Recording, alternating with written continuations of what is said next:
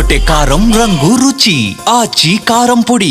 MLA doctor Sanjay కీలక వ్యాఖ్యలు చేశారు. 2024 జూన్లో నియోజకవర్గ అభివృద్ధి కోసం ముఖ్యమంత్రి రేవంత్ రెడ్డిని కలిశానన్నారు.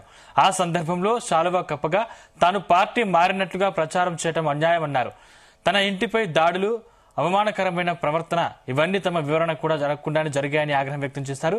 ఒక పార్టీలో గెలిచి మరొక పార్టీలో వెళ్లారని ప్రశ్నించే నైతిక హక్కు ఎవరికీ లేదని స్పష్టం చేశారు. కేవలం చట్టానికి హక్కు ఉంది, నేను చట్టం ముందే సమాధానం ఇస్తానని చెప్పారు. ఈ వ్యవహారం ప్రస్తుతం స్పీకర్ మరియు సుప్రీంకోర్టు పరిధిలో ఉందని తెలిపారు.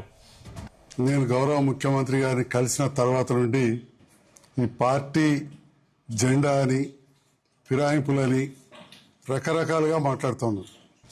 2024 మార్చి 24 నేను గౌరవ ముఖ్యమంత్రి గారిని మంత్రులు సలహాదారులతో కలిసి జగిత్యాల ప్రాంతానికి నిధులు అధిక మొత్తం కావాలని కోరడం, వారు కూడా ప్రభుత్వంతో మంచిగా కలిసి పనిచేస్తే తప్పకుండా కలిసి పనిచేస్తామని చెప్పడంతో వారుకి నేను శాలువతోటి సత్కరించడం, వారు కూడా నన్ను శాలువతోటి సత్కరించడం జరిగింది.